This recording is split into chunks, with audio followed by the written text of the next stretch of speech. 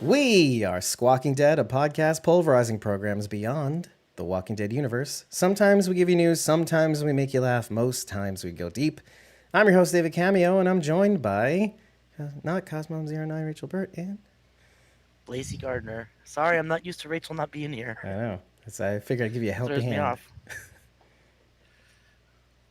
And Bridget. My screen froze. I'm so sorry. And Bridget, you can find me at youtube.com/@PunkyBrewster. That's PunkyBruiseter. I'm an embarrassment. And Karina. Karina. You can find me on Instagram at Karina D, CARINAE_D. That's right. And hey, everybody, we're here. Hey, Sharon D in the chat. And we're here to talk to you live about The Last of Us's 4th episode of its 2nd season, titled Day One, which just aired. You're right, Karina's one run. So, yeah, that's what we're doing. And I'm hoping you're here with us in the chat as we discuss it. We happen to go on a little earlier than you are ready to be with us, but that's okay. You can always watch it on replay. First order of business in our housekeeping chest of drawers is going to be, for those of you left over who don't have AMC Plus or any sort of streaming service and watch your AMC shows on live TV, you may have caught the teaser for The Walking Dead Daryl Dixon Season 3, which was kind of cool. I loved when they did this, even after they introduced AMC Plus as a kind of a feature for those loyalists who watch live right when it airs. They did this for Fear the Walking Dead's Season 6 promo, and that teaser for Season 6 was so cool. I was so jazzed about it because it was so terrifying and weird and disturbing and upsetting, but also kind of cool because Morgan Jones is at the end of the promo with his red eyes at the end. You knew it was Morgan Jones. Couldn't have, it might not have been, but it was probably. Anyway, what I'm saying is, for all the criticism that we give AMC, the one thing they get right is that hype, and they know when to hype. You know, sometimes they'll spoil an episode or two, but their hype game, and we were talking about It's like they hype too hard, you know? You can never hype too hard, Bridget. They hype themselves right into a spoiler. That's what happens. Yeah, Like, okay, that's fair. That's fair. They get so excited about, they get so high on their own supply correct. that they spoil a show. Oh, that's fair. That's fair. I mean, we kind of brought this up when we were talking about the return of The Walking Dead Dead City. If you missed it, we just dropped the episode literally 2 hours ago because it's just how we're rolling in this season of evil of 2 overlapping shows. That's what we have to do. And then we go live. And then I have to edit this episode for podcast platforms. And then, still have a life with which to come home to when this camera goes off and this mic gets pushed aside. Am I getting too personal? Anywho. No, lay it all out there, Dave. Lay it all out there. It's all right. Yeah, sure. Yeah, it's dirty laundry everywhere. Let the people know what you sacrificed to bring them this fantastic content. My marriage. Oh, no. Oh my gosh. Wow. No, Dave, no. That really wasn't what I was going No. for. That was... I know, but that's how, you kind of do that. And then you're like, I know you're setting me up for a soft sell, but I'm like, let's go full tilt, baby. No, I'm kidding. I'm mostly kidding. Stop. I'm getting really uncomfortable. Are you getting the ick yet, though? I have to work a little harder then. Anywho, we saw this in the last episode of Dead City, the first episode, its return to season 2 of Dead City, which I thought was pretty phenomenal. I think, actually, Karina, have you been watching The Walking Dead Dead City? I don't know if that's a thing that you do. I've seen the first season, but I did not watch the second season yet because I'm going to watch it with David, and I haven't had a chance to yet. So, Cute. I love the commitment. Yeah, that's great. Yeah. I wish I had that. I Going to my enjoyed it. marriage I'm again. sorry I missed that. This is getting I'm sorry so... I missed the recording the other night. I really enjoyed it. Good. And you had some things to say, which we actually recanted during our conversation. What I was referring to in terms of hype and the things I was saying about hype, we talked a lot about how AMC itself hyped up Dead City's return came to New York City, Manhattan, Brooklyn, City Field in Queens, at the Mets game, the merch that was given out throughout the city, the New York fake-ish New York Post article that they must have worked with the New York Post to distribute. I found out it was actually just a Wrapper? magazine cover that was thrown over an actual paper. I see. It was like a wrapper, basically. It was, For, yeah. okay. So it had the like fake article. It's like, "Hey, I'm walking here," or whatever was Right, the like, title the title of of the article, front and it page. was a walker. And then the rest of it was just ad space Okay. for Dead City. And Verizon Wireless. Which is what we mentioned yesterday. Maybe. I don't know. I don't think it was Verizon this year. I don't Okay. think so. So, yeah, that was cool. And because we edit these episodes and we record them in advance because we have AMC Plus, we don't have screeners, sadly, because that would make my life a lot easier, as noted. But I got to make it awkward. But seriously, we included a lot of the clips and images and even video of Lauren Cohan and Jeffrey Dean Morgan throwing the first pitch at the Mets game. This wasn't a closed stadium thing. This was literally at the start of the Mets game. They even had a what do you call it, like a jumbotron, and with a kind of like a border with walkers on the side, and they would show walkers in the audience throughout the game. Aww. No. And of course, Bridget showed her Aw. Walker's rally towel too, which she got because she needs to have everything, even though she doesn't live in New York City. She's muted now. I do need it, Dave. I don't know. No, you said I deserve it. You I did- do. Yeah. I do. Anyway. AMC should just send me every promotional item already. Come on, guys. Everything. You're still waiting for your sweater. Wait, I gave her the sweater. I made up for injustices of past. No, Dave. No, Dave. You had to spend your hard-earned money because Chris Hardwick thinks he's too good to send me a sweater that he told me he was going to send me. Bridget's like Get out of here. a scorned ex-wife who just can't let it go. I'm furious. I almost contacted his mother on Instagram. This is how mad I am that I almost went to his mom to be like, She says bro. am, not was, by the way. Just want to throw that Yeah, out I'm there. still mad. I told you, I only have a threshold for caring about so much. Being slighted by Chris Hardwick is still very top of my list. It's top okay? of mind. I care about Is that what Big Mad is? Yeah, I'm big mad. I'm big mad about it. I'm also just big, but I'm big mad about this. Karina, you're about to say something. Was I? I No, I mean, I'm feeling for Dave was saying, Bridget. please say something. That's what he meant. Oh, okay. Or also talk about my marriage. He's like, please stop Yeah. trashing Chris Hardwick, please. Well, there was another bit of housekeeping aside from all the promo stuff from our coverage of The Walking Dead: Dead City's premiere of season 2, which, look, I encourage you to watch it. If you're not a Walking Dead universe fan, it could be something to get into. You can catch our first season coverage, etc. But moving back to The Last of Us, one of the things that Karina had spotted, I think it was in the last episode, I think it was The Path, was Dina's jacket. And Yes. she messages me after the show on Instagram, and I went, come on, man. How do we miss that? But why don't you explain it? So Dina's jacket has like these rainbow stripes on it, and I thought it looked really familiar, but I couldn't place it, and I never brought it up because I couldn't figure out why it was familiar. And then I saw a post on Instagram that shows that it's Clementine's jacket from Telltale's Walking Dead video game. So they popped a little Easter egg in there that was in the back of my brain, and I just couldn't access that memory. So Do you think it was intentional? I'm not. I feel like it had to have been. How could it? That's so randomly so similar.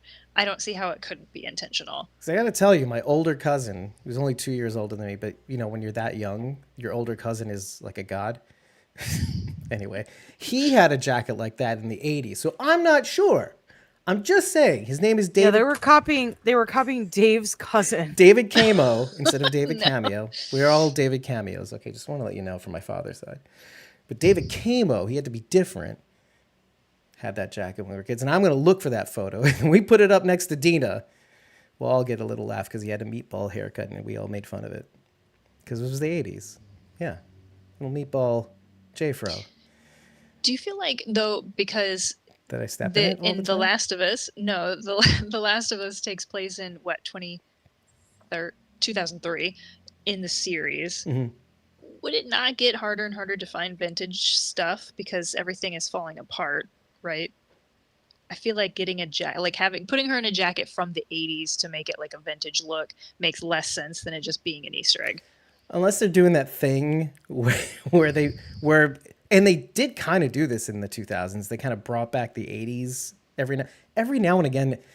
The 90s brought back the 80s. It's just, they weren't ready to let it go or something. But I do remember those jackets making a comeback in like late 90s, early 2000s, I feel like. it's just so silly. And I feel like we're I going mean- through it again. Like the 80s now Yeah, are like what 100%. we regarded as the 50s. It blows my mind to think that when we were in the 80s, well, most of us, that was only 40 years ago, or not even 40, sorry, 30 years ago. And now that it's 30 years later, or 40 years later, that's the new 50s. I don't like that. Every now and again, I have to think on this.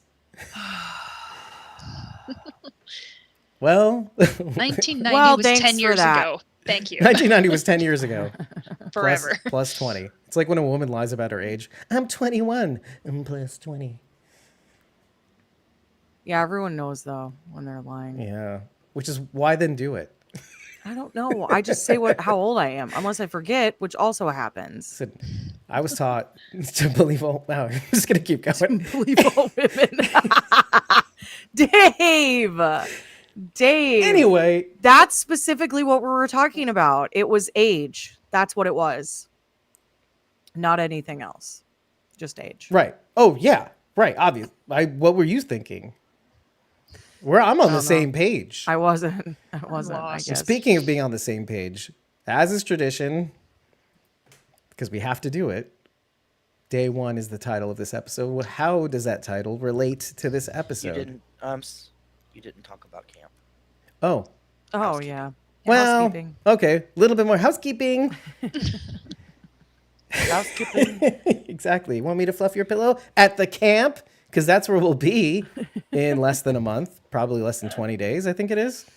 Yeah, wildly. Yeah, Yeah. because it's not the last weekend in May. It's the weekend before that. Yeah, that's right. Yep. So there you are. That's what we'll be. That's it. So it's the extent of what I've got for you. We don't have a merch table. It's in Peachtree City, Georgia. In Oh, that's case you true. don't know I've what heard this that. is, you can find out more at thecampevents.com. What hotel is it being held in Peachtree City? Oh, The Crown Plaza. I was like, not Trick the question. old one, Trick not question. the one it used to be in. I'm excited to see the new one. Actually, Yeah. Yeah. I mean, consider this: the Hilton Peachtree had more rooms, and they moved it to Correct. the Crown Plaza, which has slightly less, I think 10 or 20 less rooms, or something to that effect. It was a smaller number, like 10 or something like that. Mm-hmm. Which means, is it more quality?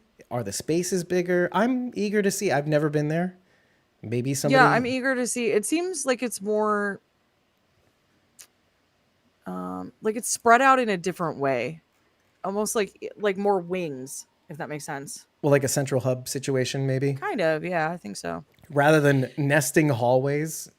Yes, correct. Where you're confused and suddenly I took the wrong elevator and I don't know how I got here. The And one how in the do I back. get back? Yeah.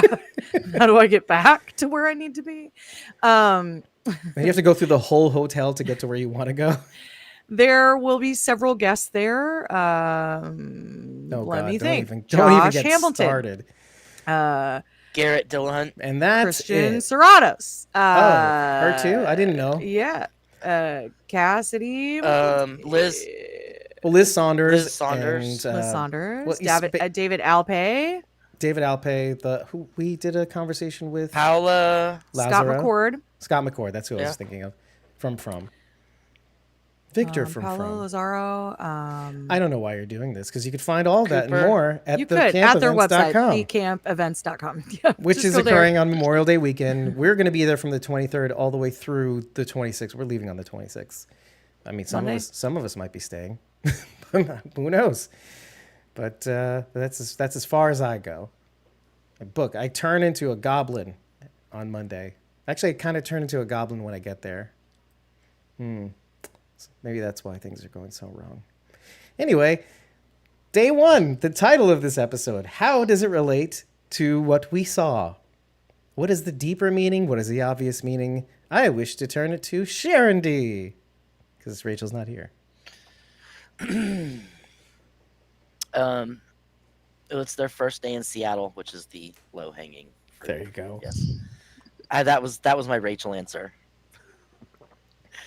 It's the first day that they admit that they have a relationship. It's the first day that Dina admits that she's pregnant. First time they kissed. Or no, sorry, second time.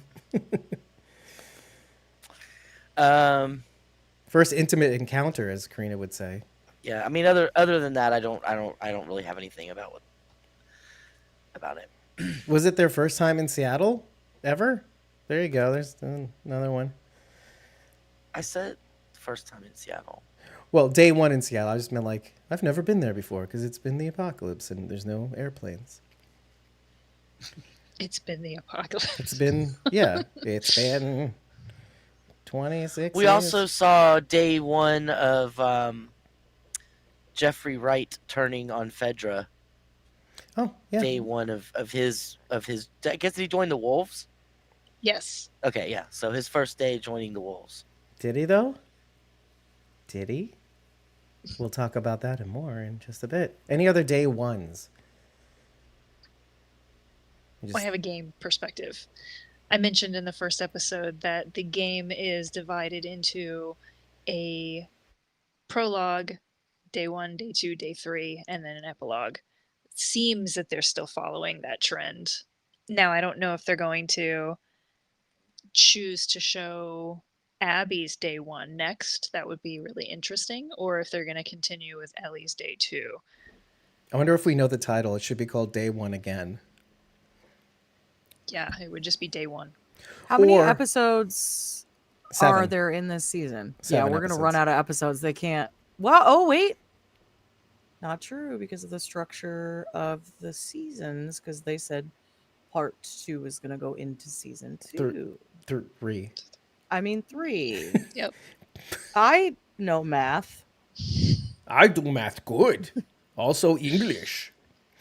I was going to say, I think it would be pretty cool if the next episode, I did make a remark day 1 again, but what if the next episode is from Abby's perspective and we do see what happened in the nearby explosion distance? Do we I would get actually really, really love that because playing through the game, you have to wait so long to see Abby's story. her perspective and- throughout Ellie's journey? Yeah, exactly. So the same 3 days from both of their perspectives. I would actually really, really enjoy if day 1 Abby was the next episode. What a better storytelling device. I would not want to wait a whole season to get Abby's story. I don't either because there are a lot of really great characters in Abby's story that I'm dying to see them on screen more. Well, we might see And- Nora if this episode was any indicator. That probably day 2, whenever that shows up, you will see Nora. I will say, I want to contradict myself a little bit too, because sometimes I like to do that because I don't want to be right all the time. There is some intelligence. No, it's true. There is some intelligence to not showing Abby from the moment after she kills Joel on the show. The intelligence is it gives you the perspective of Ellie, having not seen her since then. 3 months time plus whatever. And in that, you have a lot of time to think. And from my perspective, I feel like it's not day 1 since Ellie started changing. I made several remarks about Ellie trying different tactics at this council meeting, basically using different tactics, allowing Seth to blow up so she can come in with the sweet after the sour. So she is changing. This is different than the first episode where she's like, I'm immune, annoying. And other than the tank, opening the hatch of the tank and being that reckless and almost rushing to the WLF building, but not in listening, right? Listening, that's good. I mean, for the most part, I'm not saying this is a bad thing, but maybe you might think otherwise. I'm seeing a different Ellie. Maybe this could be day 1 of official different Ellie, a new Ellie. I don't know. What are your thoughts on Ellie's change? Well, kind of going along with that, I have a stretch. The Korean name Day One Okay. means great origin or great spring. Ooh. Okay. That's awesome. Daewone or Wone. D A W-O-N. E W O no E Daewon. Right, right. That's what I meant. Actually, when I started spelling English too good. Anywho. All right, okay. So I had said, did he go over to WLF? There is a weird thing that I'm figuring out in how this episode is constructed. Because obviously Isaac Dixon, whom we meet, who's played by Jeffrey Wright, which I was so happy. That voice. Can we just Any comment on the relation to voice? Daryl, you think? When he So good. I hope so. when he popped up on screen, that scene, I was like, "Is that Josh Peck?" Yeah. Which it was. In the I was like, transport, "What's yeah. happening? Why is Josh Peck in this episode?" in the back And- of the armored van, right? Yeah, Making and the Greenberg, effing Greenberg, right? Yeah. Who is he? Yeah, Where is it he was from? Just to kind of give people reference point. He was a Nickelodeon star, Drake and Josh. You may have heard of it. It was a show. Why are you Anyway. saying it that way?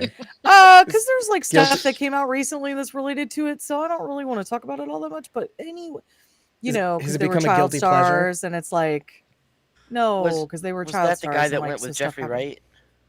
Wright? Yeah, That was no, the guy that went no. with The guy Jeffrey that was Wright? sitting across from him that was telling this story. Oh, That's okay, Josh okay. Peck. About Okay, Greenberg. okay. Because he's the very kid that funny. went with Jeffrey Wright looked very familiar to me, but I couldn't. He place looked him. familiar to me too. But as soon as I saw Jeffrey Wright, I went, "Oh, Dave is gonna be really happy."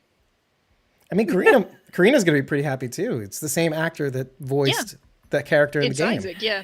He's not in it a lot. He comes in much later because it has to do with the WLF and Abby's story. You don't see him on screen for quite some time in the game, but he's I didn't- mentioned quite a lot up until I that didn't point. know he was in the game. And so, like, as an actor, I didn't know he was in the game. But I know that Dave loves him, so I was like, Yeah. Charity Dave's loves gonna him be too, really I think, right? yes, well, from The Bernard 'cause he was character from in- Westworld. Come on. because he was in Westworld. Westworld. Yeah. Yeah, so So that's good. that's two people from Westworld that did parts on the game. I didn't know. See, I knew that Shannon Woodward had, but I didn't know that Jeffrey Wright did. Oh, But yeah. yeah, I love him. Yeah, I keep bouncing my knee and the cord hits the desk and it makes a sound. he's an android. Is that what's going on in the game? Is he an android in the game too? Not Is to my he a knowledge. host? Not to my Okay. knowledge yet. I mean, his Dang. programming I've never really have revealed seems to be that wonky, at all. actually. So I'll say the sequence of events leads me to the conclusion that maybe, okay, obviously Isaac Dixon was a Fedra soldier and he made an arrangement to meet with this woman named Hanrahan. I don't know anything about this part of the game at all. At all, actually. None of it. But it seems to me, I don't know that he's going to the WLF at that point. And the only reason why I say that is because I'm just getting this feeling like, okay, we mentioned a third party that hit the scar. I'm can calling say it. They I'm said using it. the derogatory. No, but I feel bad because I'm using the derogatory term. They call them, the WLF calls them scars, but they're really called the Seraphites, which I almost blurted out in the last episode and I caught myself. But it's easier to say scars, so I might just say it again. But in the interrogation scene with the scar, and between that and the guy he picks up, who happens to be a dirtbag now, it's like history repeating itself, and cycles keep repeating. You add the fact that he has now become clearly, I don't know, because maybe the next episode we might sympathize with him. He's clearly become the monster he was trying to evade. You know, they were calling the citizens, Fedra were calling the citizens voters. He's calling the Seraphites scars. There's this weird thing going on here. My first thought, let me start with this. My first thought is, heavy is the head that wears the crown. I had said this in season 1, that it's very easy to hate on Fedra, but in another sense, like, set aside some of the things that they will do to the citizens that they're quarantining effectively. They are doing that, though. And yes, there may be abuses, true, and maybe people are horrible all over. But heavy is the head that wears the crown. I could easily see a situation where Isaac Dixon, having now leading the WLF, we'll talk about in the in-between, but now leading the WLF, he's now realizing what it takes to have to corral even his own soldiers when Ellie and Dina are in the slaughterhouse, basically. The Scars, I'm going to say it, it's fine. The Seraphites have clearly slaughtered all these WLF soldiers, and the guy he has earlier was saying, you shoot our kids because you trained to shoot them. But then you shoot our kids. And then this whole cycle of whatever. And the soldier over the radio, as Ellie, you're focusing on Ellie and Dina trying to get away, but the soldier over the radio is saying to all his people, not over the radio, sorry, to his surrounding people, I don't care if Isaac wants them alive. They killed children. Well, I don't care if they're kids. I don't care if they're women, because of what they did. So I'm looking at that I look at Isaac Dixon, and I'm thinking, oh, this is the same thing. This is Fedra again. Fedra Boogaloo. Right, Bridget? Fedra 2, Electric Boogaloo. That's right. There you go. Thank you. There you go, Dave. Thank you. Just for context, in our last episode, I said like Maggie and Negan again or something like that. And she said part deux, and I went. No, I said Redux. Oh, yeah, Redux, and I went. And she just said randomly, Electric Boogaloo. We were silent for dead for 7 seconds. Like, that's not how you say it, whatever. That's how I say it. So what are your thoughts on that, though? Because because this is what leads me to believe that maybe he didn't immediately create or join, or I don't know, the WLF after he left Fedra, that this was something else?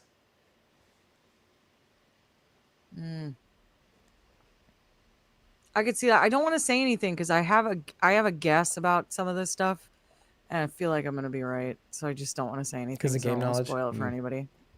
No, it's not even game knowledge. I just think it was a very, very, very easy to tell from the writing. But Okay. Sharon, do you have any thoughts on this? Do you think Hanrahan was his partner in the WLF? Or is that what we're meant to believe?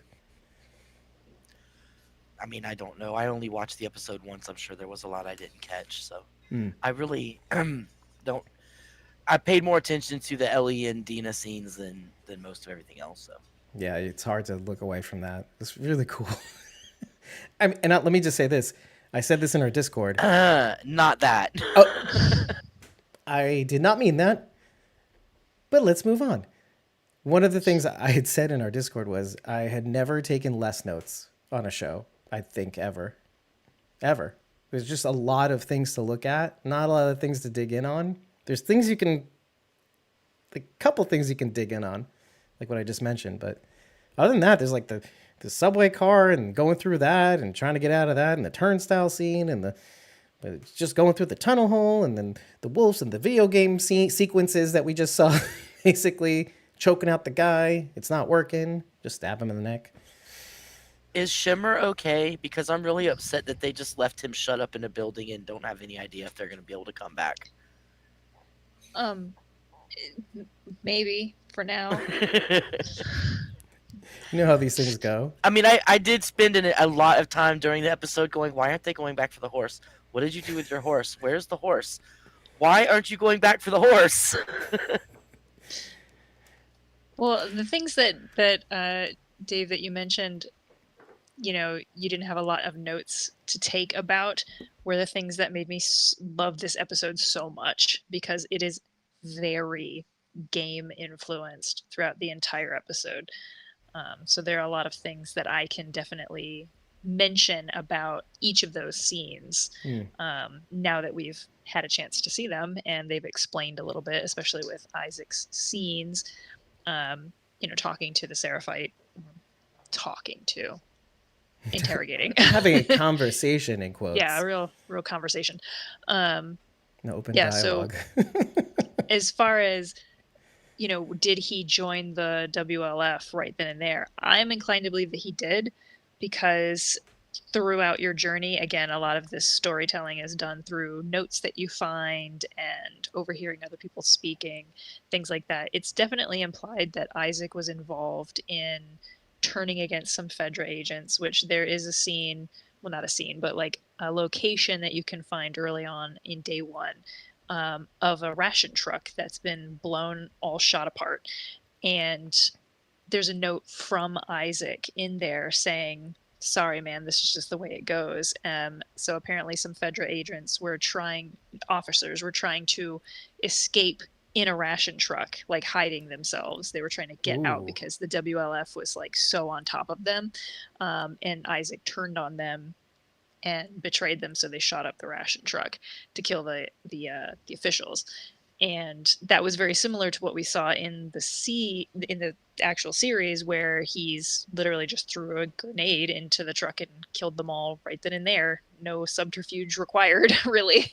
So it was interesting to see that sort of play out. This very almost non-interactive portion of the game. It's just a location you can find with a note inside the truck, and Ellie has something very short to say about, the bodies inside. So I like to see those things appearing in a new fashion Fleshed in the out. season. Yeah. Right. You could tell that the note that you're describing had played out here in a different way, but Yes. probably similar to Yeah. what So happened. it's very established that Isaac probably was a Fedra agent to begin with, and then became WLF later. So I'm inclined to believe that Hanrahan is WLF, or the leader of it currently. I feel like I'm burying the lead a little bit. I'm wondering, and I could be very, very wrong. I'm wondering whether Hanrahan isn't the prophet herself. I'll tell you why. Because this is only 11 years ago from the current day. Dave, this is what I was trying not to say on the podcast. Well, you don't have to say anything, Bridget. You could just mute and just go. You could do the Sharondy thing, right? You have to pick up a piece of Well, paper. no, I don't know and anything go about like this part of the game. I don't know anything about this part of the game. I just felt like the writing was Led really to that? obvious. Yes. Yeah, well, that's kind of what I was leading to eventually, because I wanted to listen. I didn't want to bury the lead too much, but I was thinking that because there's also color psychology. Bridget, you and I kind of sometimes, and Charity too. Sometimes we see colors and we see that some represent others. Think of the blood the Seraphites use to do their graffiti, their own blood, maybe other people's blood, to say she fills me up with love. I forget what it said on the wall. Feel her love. Feel her love. Feel I her know, love. very sexual. And the red shirt that Hanrahan was wearing, Isaac Dixon in the Fedra outfits, obviously in more blue, darker blue, navy situation. And then in the kitchen, he's in this dark, muted greens camo-ish, kind of like a Che Guevara type thing going on. I just felt like, and her demeanor was kind of more simple. I don't know. There's something in the people in the street. They kind of look culty like almost. Everybody's kind of silent, motionless. It's not what you see in a Fedra quarantine zone. It didn't occur to me that might be the prophet, because she never appears in the game except through murals that are painted on the walls. So she has a look about her, and she, at least in the murals, has the scars on her face, just like all the other Seraphites do. So it did not occur to me that might be the prophet, but now that you say it, it's a really good possibility. That actually makes me feel so much better, because I was sort of like, should I bring this up? Like, there's a lot of the other things I can on, but this is the one I was like, I'm getting these vibes. And we talked about a third party hitting up the scars or the Seraphites in the last episode, and it doesn't seem like WLF seems to have their S together. So I was like, could there be a third part? I don't know. But clearly the WLF has, well, I don't know. Abby's code is really bothersome to me, because her saying that is annoying. And it makes me think in every single interaction of, when clearly he's not thinking that the Seraphites are helpless, but that he's cast a wide net similar to what he saw as Fedra, that there's always going to be some oppressive force in his eyes that he must defeat or crush. But the reason why I think that Hanrahan and he split off is because maybe he didn't feel like this. Maybe again, every single group Isaac Dixon seems to go into, it feels like at this point, if this is to be the scars, if she did create, because again, 11 years ago, is that a coincidence? Then he's obviously destroying every single faction he's joining. except for the one he's leading, and Heavy is the head. I just want to lay that on your feet. What do you guys think in terms of that? Was it the color science? What was the thing that made it seem like she might be pre-scars, pre-Seraphites? Well, I can't speak to that because I literally just had that revelation as you were speaking it, so I don't really know. Well, So, Bridget, you had thought. Here's my reasoning behind it. Okay, so we know that WLF is going to be at odds with the Seraphites. Okay, so there has to be something that they're setting up to create that opposition from like a television perspective, right? Like they have to create something so that you're not just like thrown into the middle of it. Fedra and the Thrown into the middle Fireflies. of it a little bit, but so it feels like he joined WLF in order to just be away from Fedra. Whether or not he was already on the cusp of doing that when he was in that truck, because he already seemed to be really oppositional to them at that point. Obviously, he planned on doing this, but like, was he? He wasn't in WLF already technically, but did he meet someone who was in it and then through them make this agreement or whatever? What is her name? Hanrahan. Hanrahan. Hanrahan. You're Hanrahan. Irish-ish. Don't you know? But yeah, but I James? want it to be like, I don't know. O'Shaughnessy. It'd be No, I'm O'Shaughnessy, just yeah, kidding. which is more difficult to spell, I'm just kidding. So depending on whether you spell it. I'm not Irish going or to say it right. I'm not going to say it right. Anyway. Spell Siobhan. Oh wait, kidding. Maybe that's her first name. Siobhan. Okay, Easy. okay. Yeah. You win today. Now spell Quiva. I'll wait. No, you're wrong. Anyway. Whatever you're gonna say. I just watched that. I just watched that the other day on what was it, like Jimmy Fallon or Jimmy Kimmel or something. Yeah. What's They were that? holding up signs and they had Sorsa Reardon. Saoirse, yeah. Yeah, Saoirse. Yeah. It was funny. So I met the challenge. so there has to be some sort of opposition here to create this back and forth. Now we gather from the interrogation that this has been a long-standing feud of some kind. Now long-standing in this world doesn't really mean a lot because you only have really like 11 years of history, and long-standing in the apocalypse can be a year, as we've seen in many other apocalyptic properties. Yeah, lifetime relationships are 4 months old. 3 months Maybe. can be a lifetime, Yeah. honestly, for them. So 11 whole years or 10 whole years. 11 years is a long time. Maybe less. We don't know, actually. Just something about the writing and something about setting up this relationship made me feel like this was going to be the opposition. Might have had to do with the camera angles, like the fact that they're standing apart from each other, that it's like shot Hanrahan perspective, and like at Isaac him Dixon? and then flipping back at Isaac. Yeah. The flipping back and forth kind of made me feel that way. The handshake doesn't feel very genuine. It feels it's slightly off. Like they're not facing each other directly to do like a full on handshake. It's like he is holding back slightly. He's angled. Now it could have been for the camera, which makes sense. It was almost like a stage maneuver. Like you would have done that had you been doing a handshake on stage so that you could be cheated out to the audience. Right, you can show your It was front like profile. he was cheated. Yeah, it was a bit weird. So something about that felt really off to me. Like this felt oppositional in nature. And it didn't feel... He just turned on his own people, so can you trust him? So it felt like kind of like what's going to happen here between these two. Oh. Something about all of these things just in my head, I was like, warning, warning. In defense There's of something that, wrong with this. Yeah, I can say two things about that. Well, I'm glad you said it too, because this makes me rethink things a little bit. One, that, like you said, it's just for the stage. But one, really, it could just be, what was I going to say? Well, I say that to say, Dave, it's for the stage, but this is TV work. You don't need to shoot it at that angle. You can just have another camera. Like you don't have to shoot it at that angle. Not all the perspective is coming from one. But everything is direction. intentional. There's no such thing as a wasted shot. Correct. If you're doing it right. No, what I Correct. mean is, in defense of that, I don't think he wanted to tip his hand in terms of his Fedra people. So, of course, the interaction was curt. Like, I know, you know, okay, let me go back and do the thing. Because if he alerted suspicion, if he had a whole conversation like, "Oh, how are you doing? Yeah, it's great. Can I join you? Can I has whatever faction you are?" I get that. I'm saying No, I'm even kidding. afterwards, because the handshake is after. I felt like, but maybe Was it it is after or before. before? Ooh, things you don't really take note of. Yeah. Sorry, I felt like it was after, which is why I felt that way. I could be. Yeah, I could be. Could be after.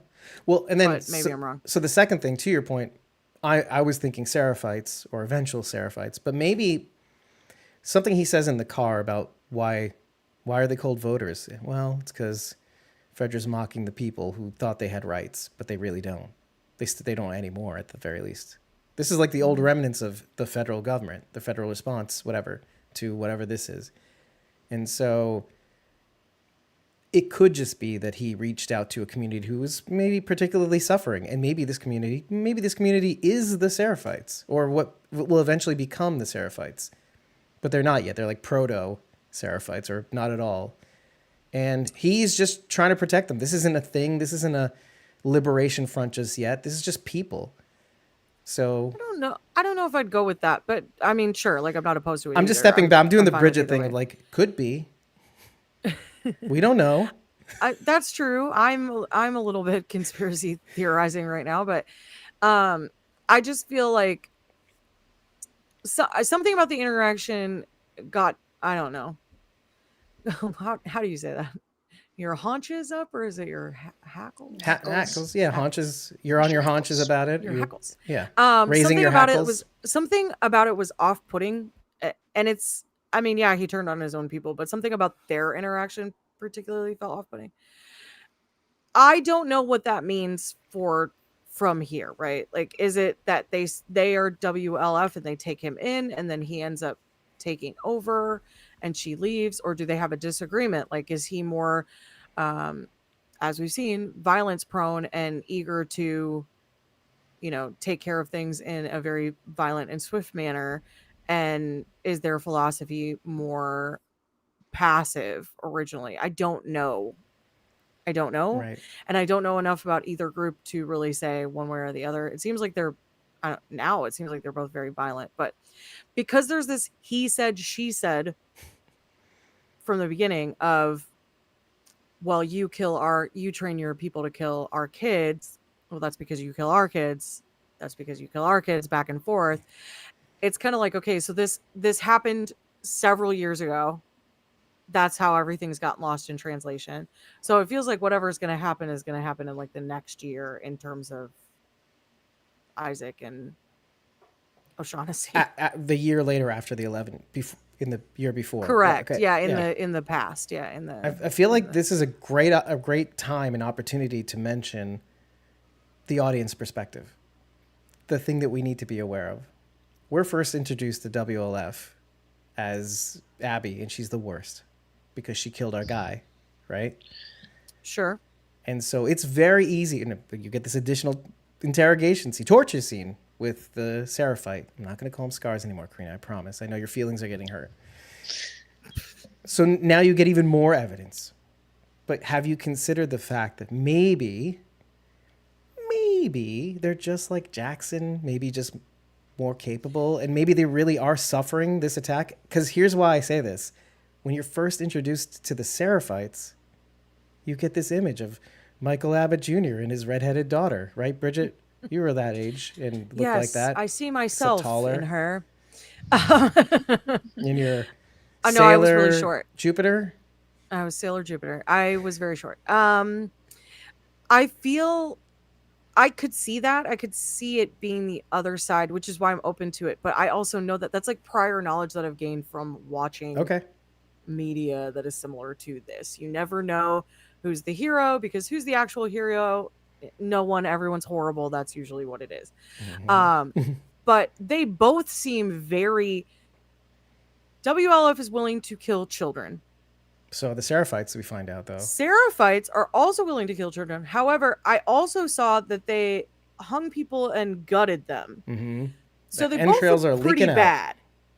They both look pretty bad. But and what I'm impressed with is that the Seraphites can do it with less ammunition, and so it's like we're going guerrilla warfare. 1, 2. Well, it's they're scarier to me. it's almost being presented like, um, let's say the United States versus Native Americans, because they make sure they tell us that the Seraphites only have Oh, bows and arrows, bold and they're action. basically fighting, right? They're basically compared to what the WLF has. The Seraphites are fighting like cavemen. They're and so you have this giant military that is moving in and basically trying to wipe them out, and they're fighting back. Which Is sounds a lot kind of like the the past, like well, it's Fedra kind and that's kind of right. It's kind of the way I was feeling about it, was like the Seraphites. Yes, they're a crazy cult, but I feel like they're the oppressed, mainly because they don't have the equipment and the technology that the WLF has. yeah. I should mention this before I go to the next thing, but I'd be remiss if I didn't say this smells a lot like the way we view the saviors on The Walking Dead versus our survivor group with Rick and Michonne and all those peoples, and how we saw them first, so they're automatically the people we're going to side with. Most sane people at first are going to side with Rick and his group until you get to a point where you're like, I don't know. But then, and I say this only because what you see from Abby first is that. And so your impression of WLF is they're the worst. And then you see the Seraphites, so they're great. But then you hear in the next episode, what do you side with when it comes to the Seraphites? Because you get this impression at first with the father and daughter with the hammer. And then you hear this. And all you're seeing of the WLF is the worst. The worst. But what if they're not? It's a great experiment or scientific experiment or exploration into your first impressions and how they affect how you view the rest of the series. Because will they shake you out of it? And if they can do that, which is very, very difficult to do, right, Karina, when it came to Abby, it was very difficult all the way to the end, right? Took me 2 playthroughs to come around. I wonder how they're going to do this effectively with the audience, is what I want to know. But there was a second thing to this, and it was going to lead me to a different point, and that was, well, let's move on. It's fine. Who wants to take a stab at the thing that they wanted to say for the last several minutes, but they just forgot about it? How about that? Forgot about it? Yeah, I don't know, because I was talking too much. Well, okay. I wanted to. Go ahead. Sorry. I wanted to go back to Isaac and the speech he was giving with the Seraphite when he was talking about The pots and I pans. could not afford the pots and pans and stuff. And it was an interesting point that he made, that it's kind of like the apocalypse is the great equalizer, right? Like things you couldn't have possibly been able to do in your previous life. Now you can, like, even John Dory said it, right? And when he was talking to Dwight, and Dwight was like, how do you stay so happy and everything? He's like, well, actually I have a better life now than I did before the apocalypse. The apocalypse gave me all these gifts.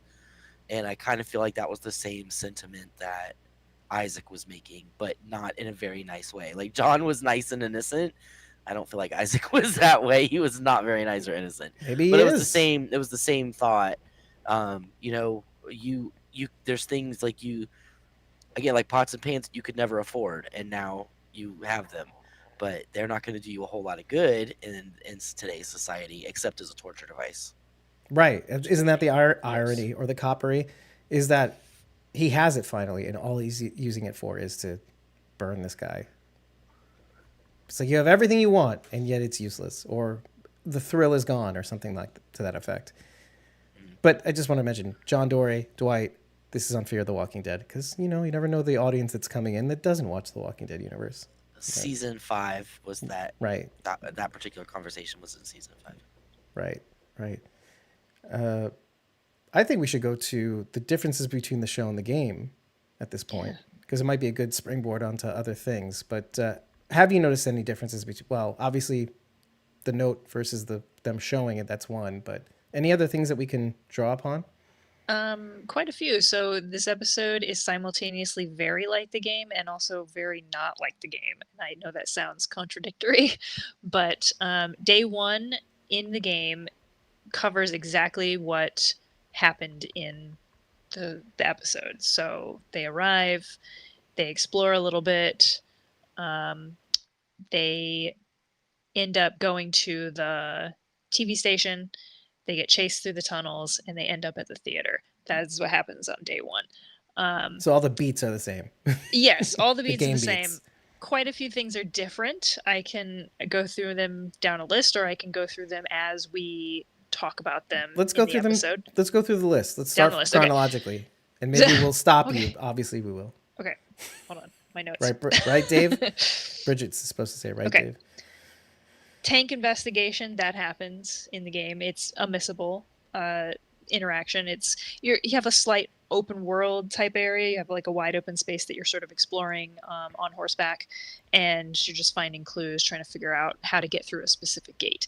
The other main big difference I'm going to draw back to is that Tommy is not on this mission in the series, and a lot of what drives you forward in the game is the fact that you're looking for Tommy and you're following Tommy's path. So that is a big difference. So they're kind of forging their own path in their own way. The music store, that is one of my favorite scenes in the game because it is totally missable. You do not have to enter the music store for any reason, but if you do go in there and you interact with the guitar, you can have that lovely scene where Ellie sings Take On Me to Dina. And I think that the reaction that Dina has in the series was much more moving than in the game. It's sweet in the game, but in the series I think is even better because Dina is clearly emotionally moved by this performance.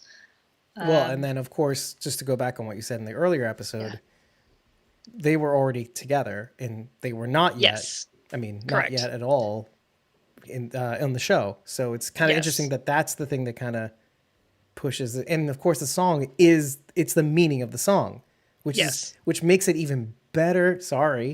Than the game, because what is that all about? Take On Me is about taking chances, having the courage to push beyond your fears, to take a chance on someone in spite of rejection. Yeah, and in a very literal sense, I'll be gone in a day or two, which is a very likely event in a post-apocalyptic world. And Dina, as we see later on, believes that she's lost Ellie forever after this bite. So, and possibly missed her opportunity and saw her whole future that she was imagining disappear right in front of her. But yes, returning to the differences. So I wanted to say that's an 80s song, Dave. And 80s means trouble. there you go. Just saying. Maybe that was showing us a little clue. Yeah, Hey, maybe. let's backtrack a little bit, because was that code, the 80s, 50s, 60s, sorry, 80s, 60s, and 70s code in the game? No. Okay. No, that was not in the game. Okay, that's makes it even worse, Bridget. Okay, I want to drop this before we continue, but I know you have a list, so that's good. So you can always go back to it. I know this is a very weak claim for me, but me being right about Dina being pregnant even before she knew she was pregnant. Oh yeah. Yeah. I mean, people.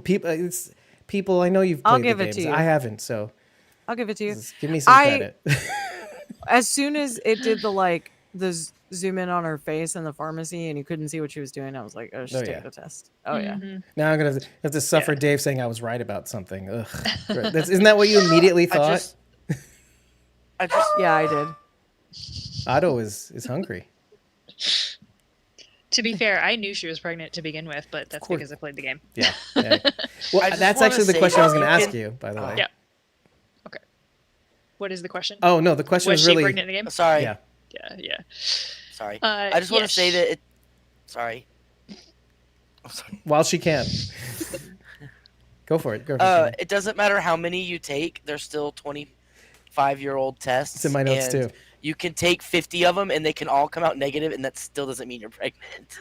Right. And where did we learn that from?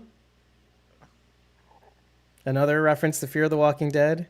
Sherry taking the pregnancy test in season 7 to find out she was pregnant with Finch later on in season 8. We were going through the research. We're like, seven out of my this is not going to work. These are it's however many years old. Exactly, Otto. I keep telling you, buddy. Exactly. He's like, I agree. Also, I'm hungry. Food, please. He sees a bug outside the window, and it's driving him crazy because he can't go get it. It's a bug. He's a He sees hound bug dog. on the window. Yeah. He's protecting the house from the bugs. Or from the... Yeah, right. Exactly. Do we have anything else to say about the pregnancy before we go on to the list? Unless you had a question about No, how that pertains to the game. I just thought I wasn't sure 100% if that happened in the game, so I was going to ask you about that, but you already answered it, so that's why. It's part of my list, so we're going down the Okay. list. I'm trying to Okay. go in order so I don't miss anything. Gotcha. He just Okay. really wanted us to focus on how right he was. Yeah, That's all it exactly. is. Yep. I That's mean, all. That's how we do it. congrats.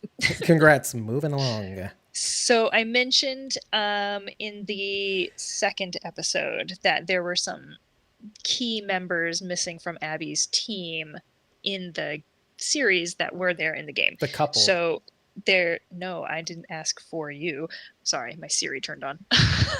She was talking to me, right, Bridget? I did too. I was like, yeah, tell him. Tell him. No. It Was there a mistook when Dave I in the said group? Is that what it I was like kind of startled though, because it's not very Karina to do that. That's why I was like, No. oh. Hey, Siri. No, stop. She the came worst. on by herself. That's the Anyway. worst. So the members that were missing are there's actually three. I said there was two, there's three. So Jordan, Leah, and Nick are all omitted from the TV series. Nick is key in the game because, as I said, you're following Tommy's trail, and at some point you get past this locked gate, you find the hotel that they were stationed at, and you find the remnants of a torture scene. And Nick is the character that has been presumably tortured to death by Tommy. Yes. So then you uncover a way through another gate. It's basically, leading you on like a fetch quest. I guess no need for Nick then, I guess. Right. And that's why I said when the fact that they're missing doesn't really matter in the context, because there's some of the first ones to get taken out by Tommy or Ellie, yeah, at some point, or Seraphites. So then Jordan, there's a small skirmish that happens in the game where Jordan recognizes Ellie from Jackson, and he's insistent that they need to notify Isaac. And Isaac in the game has decided that all trespassers are to just be taken care of. We're not capturing anybody. We're not hearing anyone out. We're just getting rid of everybody who does not belong to the WLF. So that's what happens. And Ellie, of course, has to free herself and Dina and get out of there. So she ends up eliminating Jordan. And then Leah is Jordan's girlfriend.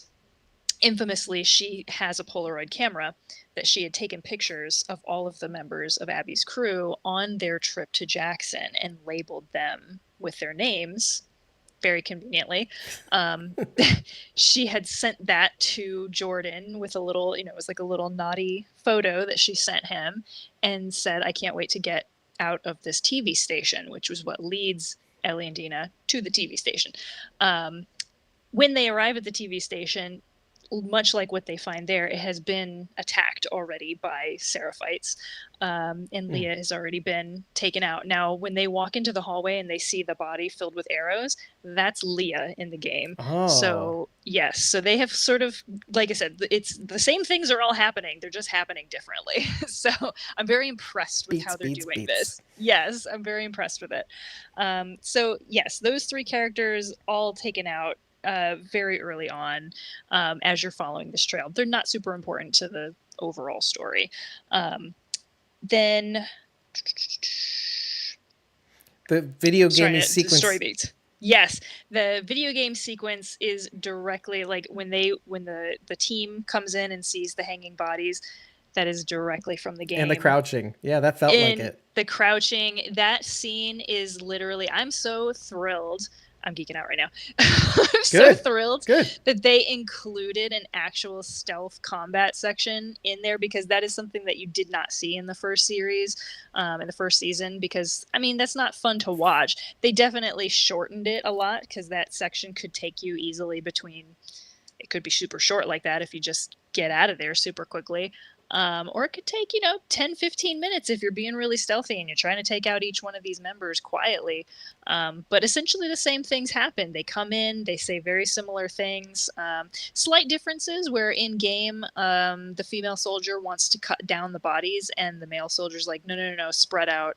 We need to secure the building first. They could still be here. Where in the series, the male soldiers like cut them down and the female soldier's like, shouldn't we check the building first? And then he's like, I don't care, So interesting changes. I don't know why they chose to flip-flop that a little bit, because securing the building would be the smarter choice considering what these people do to, their enemies.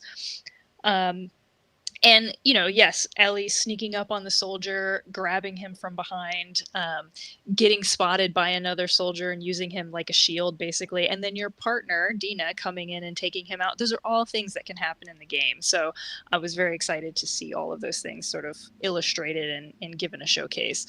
And then, of course, they run away into the tunnels. They escape into the infested subway tunnels. Again, a thing that happens, even including the red flares, and they follow you down there, which then triggers the infected to show up. What's interesting is that the horde shows up right away because of the cordyceps little tendrils or whatever getting affected. Network. Yes, thank you. In game, it's more of a mechanic of there are clickers around that are sort of dormant in a way, because sometimes they'll be roaming and sometimes they're just kind of hanging out, just clicking to themselves peacefully. So what typically I will do at that point of the game is throw a brick or a bottle to startle the clickers, which then causes them to attack the soldiers. So they kind of combine those two things in the series to, the horde just is alerted that the soldiers are there, and essentially the same thing happens. They run through the subway and escape. Key differences now, we're parting ways a little bit, especially with the TV series. At this point, Dina is exhausted. In the game, she's exhausted and she's letting Ellie know that, like, hey, I need to rest as soon as possible. And Ellie's like, yeah, okay, we'll find a place. As soon as we get out of here, we'll find a place. When the horde is chasing them through the tunnels and we get to the turnstile portion of it, the close call still happens. Nobody gets bit, though. Yeah, so the close call still happens, and Dina has to rescue Ellie from that situation by shooting the clicker, and then she immediately collapses from exhaustion. And the whole last leg of it is Ellie carrying / dragging Dina to the theater, and they just sort of get in there really quickly because like Dina can obviously not carry or move on any further. And they have out their little situation. Rewind just slightly. I did miss a part. There's so many things happening. Yeah. So in the tunnels, in the game, spores are a big deal. This is not something that happens in the series. So in the game, something collapses and Ellie falls down and her mask gets broken in an area that's filled with spores. Dina immediately notices this before Ellie does and starts freaking out, of course. And Ellie has to stop her and just tell her quickly, look, you see, I'm breathing the spores. I'm not coughing. I'm fine. And Dina's sort of like not able to process this information. And she's like, we got to go because the horde is chasing them. So then they escape and they get to the theater. And Ellie's like, do you want to tell me what's going on with you? Because you just collapsed over there.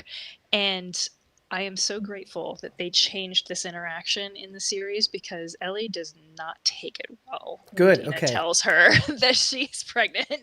It goes very badly. Wait, very Ellie badly. doesn't take it well that Dina's pregnant? Okay. Okay. Not at all.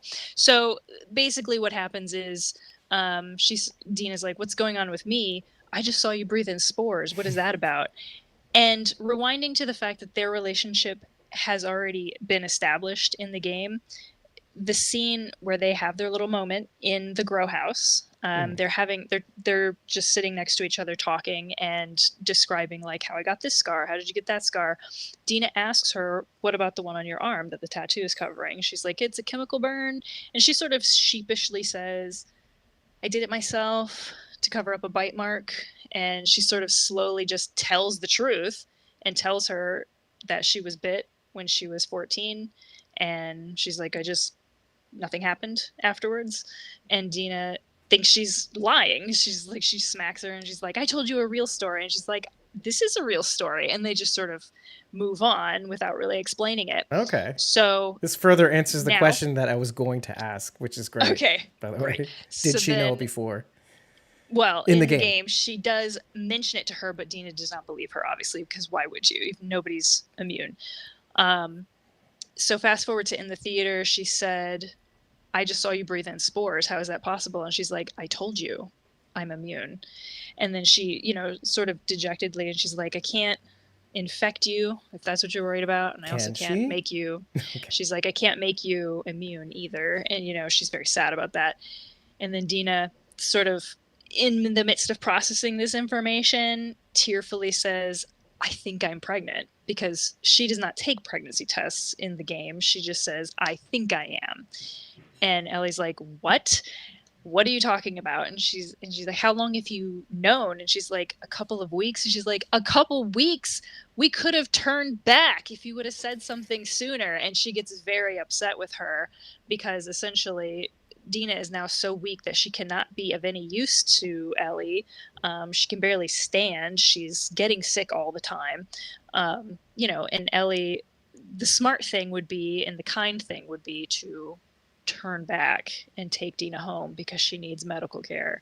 And Ellie is not in a position mentally or emotionally to accept that. So she gets angry and she storms off. And before doing so, insults Dina pretty horribly. She's like, why didn't you say something sooner? And she's like, well, I wasn't entirely sure, and I didn't want to be a burden. And Ellie interrupts her and says, well, you're a burden now, aren't you? And As opposed she to walks together. away. Yeah, I was like, wow, that's really harsh. And they sort of get past it and resolve it. And I think Ellie never really apologizes for that, but Dina forgives her anyway.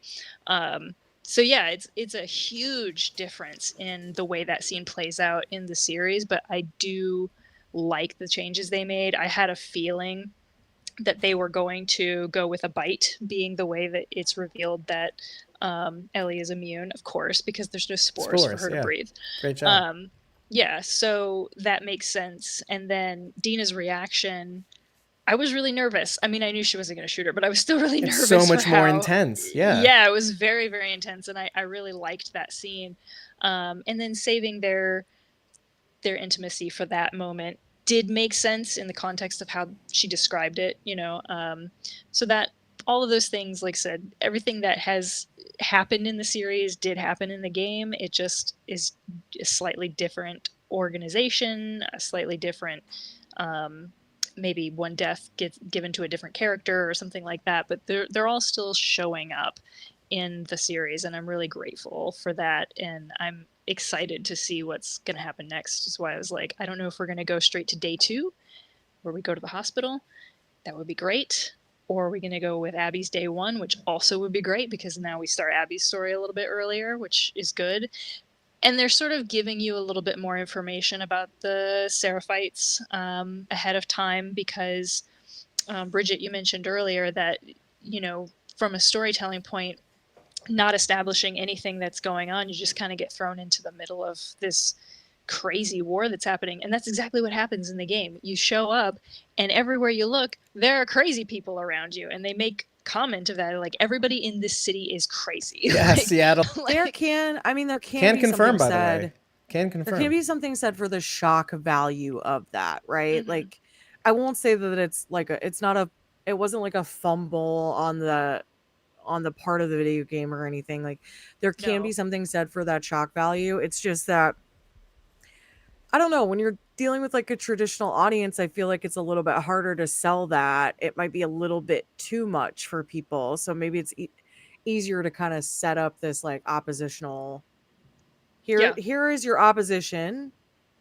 Now you know why they're attacking, because they've been attacked. Now you don't know much more than that, so you're still getting the like, what is happening, but you're getting a little more setup Yeah.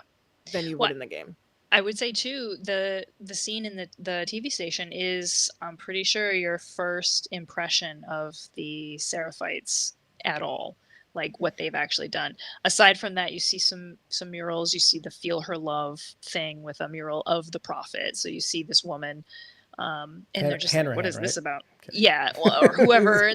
I'm assuming that that's her now. I'm going with that. Sorry. No, it's totally cool. I'm glad to be surprised by things in this series too. What a bonus for you. I know, because like I said, she's not in the game aside from murals. And notes and She's whatnot. gone already, has been for, Oh. shall I say, Decade? 10 years. Yeah. 10 years. Yeah, 10 years as at the point of where the game takes place on day Maybe one. I'm right about my 1 year assumption. Yes, I think you are. So yeah, it's really that's your first impression of the Seraphites, is that what they've done to these wolves. And you kind of have this impression of, Ellie and Dina are like, good, they got what they deserved, I guess. This is really crazy though. Like, you know what I mean? They're happy that the wolves are dead, but like they're also like, wow, this is kind of messed up. Like, that this happened. And then they make another comment about everyone in this city is crazy. Like, Yeah, they do make a face though. When they first see it, they're like, "Oh, they have enemies too." That kind of face. They're like, "Oh, Yeah. they're facing off," which I hope they kind of explore a little bit more. But meanwhile, they're in a dangerous situation. If they get caught, they'll be swept up in whatever this is too. So I get them stealth killing the one dude and shooting the other guy in the face or the head, whatever. So that's cool. I think I want to ask, and you're welcome to say no, Karina, but the divergence at the end of the episode, I want to just zero in on a little bit more. The divergence between Dina being pregnant and can't go and not being able to go on. Okay, so let me ask about the game first. In the game, does Ellie basically leave her there? She does. Okay. So the theater sort of becomes, that is something I missed in my notes, but yes, the theater sort of becomes your home base. You're returning to it at the end of each day. Dina stays there, and in the series, she takes one of their radios. In the game, there is a radio upstairs that someone else had been using that Dina fixes, and she will use to monitor the wolves and sort of map out. She figures out all the different zones and what areas on the map the zones correspond to. So Dina is absolutely invaluable in your ability to continue on your mission, even though she can't accompany you on it. So I did kind of enjoy that Dina is now going to join Ellie on her mission, because she's clearly not as ill as she is in the game, where in game, the poor girl can't keep water down. She's so sick and weak all the time. So there's no way that she could come help you do what you need to do. Right. But I do like that she's going to, accompany Ellie to the hospital. I'm curious to know what that's like, how that is going to change the dynamic. At the music store, I feel like it was the music store, they kept zooming in on like a piece of equipment upstairs. Was it a radio? No, it was an amplifier. Was it an amplifier? It was when they first walked into the music store. It was an amplifier with moss on it. Is that what you're referring to? I don't know. Okay. Because I'm not sure what you're referring to. Actually, now that we're here for a sec, the one thing that annoyed me, it's like you get this wonderful scene. I'm being swept up with emotion and you have a lot of things, like you're getting to see a different side of Ellie. The thing that she kind of rejected when we had that first episode with Joel, I fixed your guitar, I tuned it up for you, blah, blah, blah. F you, Dad. Then you get this moment here where, and she even acknowledges, Joel taught you well, blah, blah, blah. Great. When she opened the guitar, I felt great. I play guitar. I also was a singer-songwriter for a little while. And just to see the silicon packets that keep the moisture out of the guitar case, that was so smart. But here's the thing that didn't ruin the scene necessarily, but I'm like, she plays a song, everybody, they're about to step away. She puts the guitar near the bench she was sitting on. She just walks away. That bothered me too. You feel the same way about the guitar as I felt about the horse. That makes sense. That's on brand for me. They do it in game and they do it here, and it's a foreshadowing moment. And stupid both times. Stupid both times. It's foreshadowing, and I won't say why. Okay. So it's Chekhov's guitar. Yep. I loved that Bob Marley was repped there in the records that she went through. The vinyl. Mm-hmm. Oh yeah, Dave, did you happen to catch the vinyls? I know you can usually get like a better Here's the thing. look at stuff. I didn't care. Oh, I didn't really Wow. care. Not that much. wow. Okay. Could have just Never said I mind. didn't catch it, but No. straightforward. I didn't care. You know what? I was watching it for notes, and I was like, you know what? Dave doesn't have to be Dave all the time. Okay, everybody. Here's the album. What does that mean? What does Bob Marley mean? Not everything has to mean something, everybody. This is counter Watching Dave. season finale. It Who comes are back. you? The Yeah, Bob right. Wouldn't that Marley be record. something? Watch Dina's jacket Well- be a throwback to the Telltale Walking Dead game. Come on, man. The one time I didn't be There- pedantic. It's Bob Marley is a sign. It's every little. Don't worry about a thing. Every little thing is going to be all right. Oh, that's 70s. Right? Isn't that the code? I don't remember, right? Yeah, Bridget, I it's- forget what it is. Hold or something? I don't know. I'm sorry. I was reading about what albums it is. Oh my god. She was looking it up. She's Yeah. being you for you. I know because you didn't do it. I come to rely on you for this. Yeah, there's no So importance. the AI overview on Google gives us this. In The Last of Us season 2 episode 4 titled Seattle Slew. That's interesting. That's not at all what it's Called. entitled, But so yeah, let's that's keep weird. going. Seattle Slew was a racehorse, a famous racehorse. That's where that name comes from. That's very That's I weird. actually crazy, I almost Joe. made that. I almost made that my name. I went with Sleepless in Seattle. I almost put Seattle Slew. I didn't know that was on there, but that is Her name the in name the of a famous live racehorse. stream. Yeah, you can see it now. Wow, that's Ellie? funny.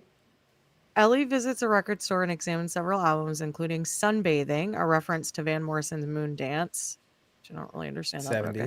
70s. The store also features references to other real-life bands. Oh, okay, so it was a fake album. I understand now. The Sunbathing one was a fake album that doesn't By exist. Van Morrison. But it was a reference to Van Morrison's Moon Dance. It must have been similar art on the front. Okay. The store also features references to other real life bands and albums like the Blassard Boys, which is Backstreet Boys, Detroit Will Burn, which is Bad Religion's album Los Angeles is Burning, and Full Funk, which is Daft Punk. Okay. So Ellie's band, the Slick Habit, it doesn't show up on here. Not But yet. No. We have time The still. store also features also has a couple of vinyl records that Ellie looks at according to a recap on the New York Times. One of the records is Bob Marley's Legend, while the other is Tears for Fears, The Hurting.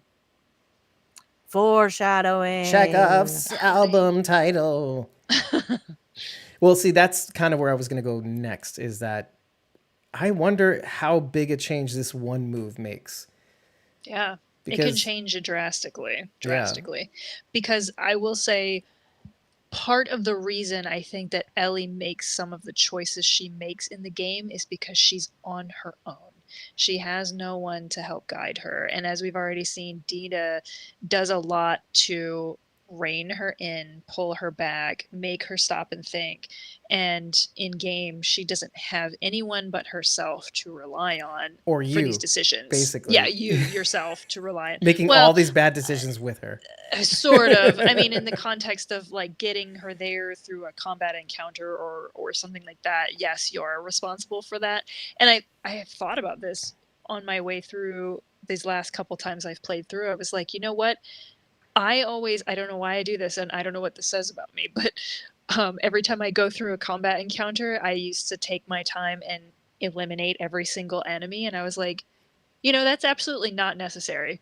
I can just sneak through and just eliminate the enemies that are in my way immediately or who catch me. And then, because I know where I'm supposed to go at this point, I'm not searching around forever for where I need to go. I know I need to get from here to the other side, and I'll just take the route that has the least amount of enemies, and that way I don't kill as many people. And I was like, what a revelation on how to play this game. And I don't know why it never occurred to me to do it that way in the past. I'm like, no, I got to get rid of all these guys. I forget there is a It's game just- that's like that, where the assumption with every game is to eliminate targets, or as Yeah. many as possible. But I remember there's this one game that I learned about, it must have been sometime last year, where the actual premise is to kind of turn that idea on its head. You start off killing all these people, but really the game is trying to tell you, no, why did you kill all these people? Why did you rush to do the thing that you're normally supposed to do in games? Are you talking about Death Stranding? Because they definitely discourage you from killing people. No. It's more like you do the killing at the start of the game. You wake up somewhere, and I forget what this game is called. I don't remember if this is even a good game per se.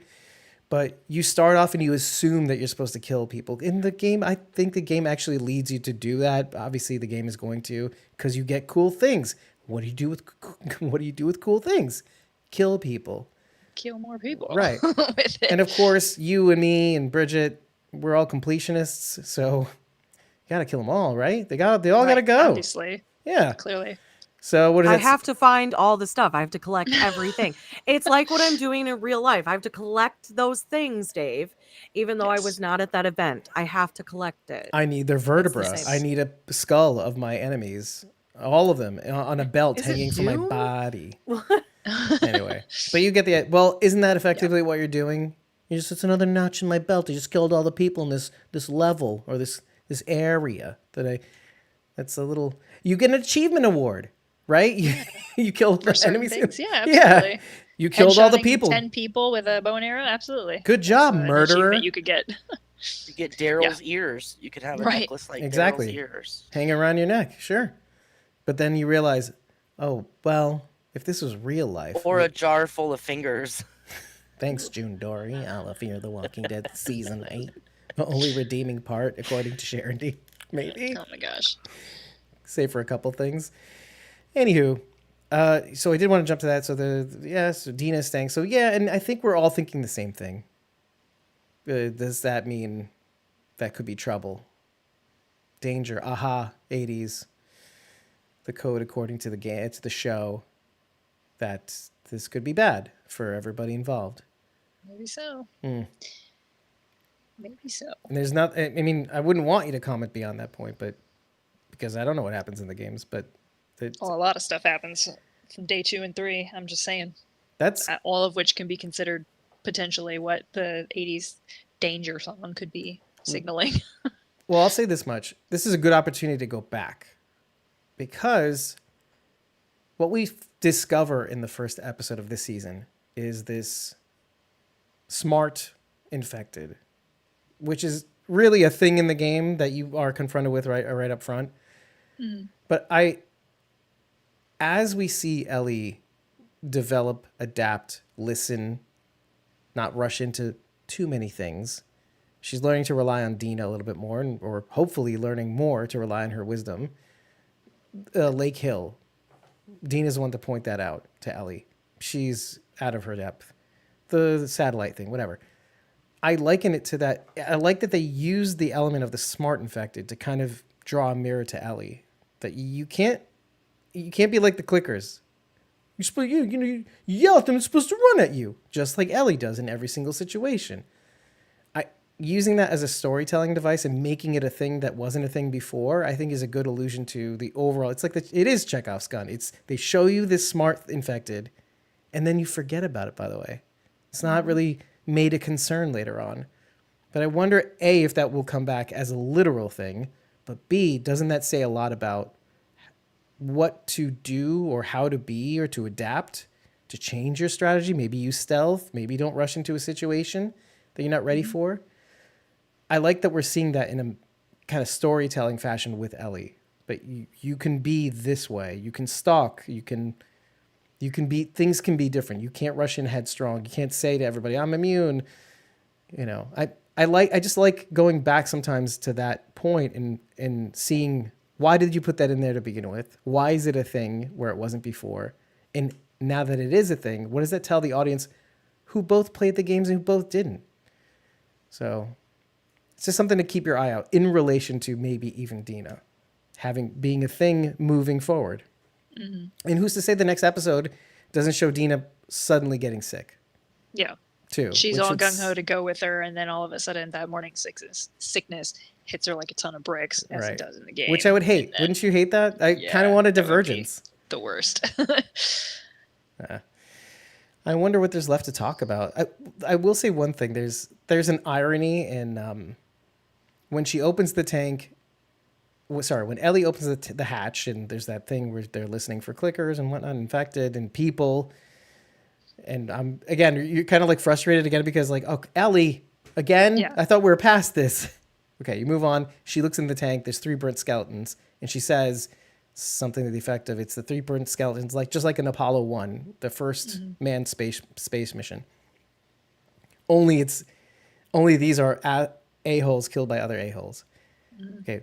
Set aside the fact that we're also talking about the Seraphites and WLF, and it's just, But part of the reason why Apollo 1 burnt down the way they did is that when they were doing their unmanned flights or their test experiments, they were doing it without fuel. And so when Apollo 1 went to space, they didn't account for the fact that the fuel and there was something in the nylon that was lining the tank or the cabin was flammable or was ignited from the fuel in the tank. And so it just illustrates the lack of preparedness of the hazards. And the irony of that is Ellie wanting to rush the satellite just after saying that with a lack of preparedness.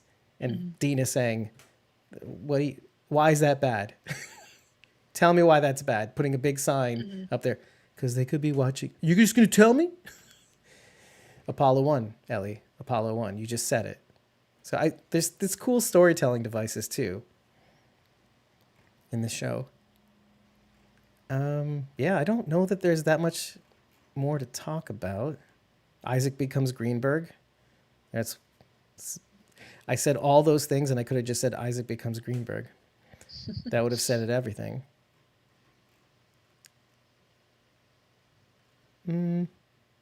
Anybody have anything else? I think we covered everything except that going back to the scene with Isaac and the Seraphite that he's interrogating.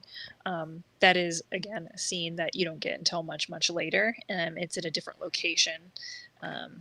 They talk about the FOB, the Forward Operating Base. Right. Glad you wrote that. I wrote that down the other episode, but I didn't say anything about it. So they talk about the FOB. That is a place that you will go to later, and that's where they're keeping a lot of these prisoners. There are several dozen Seraphites imprisoned there who all, as you walk by them, clearly display like just skittishness and fear. So clearly they've been getting interrogated for quite some time. And yes, interrogated.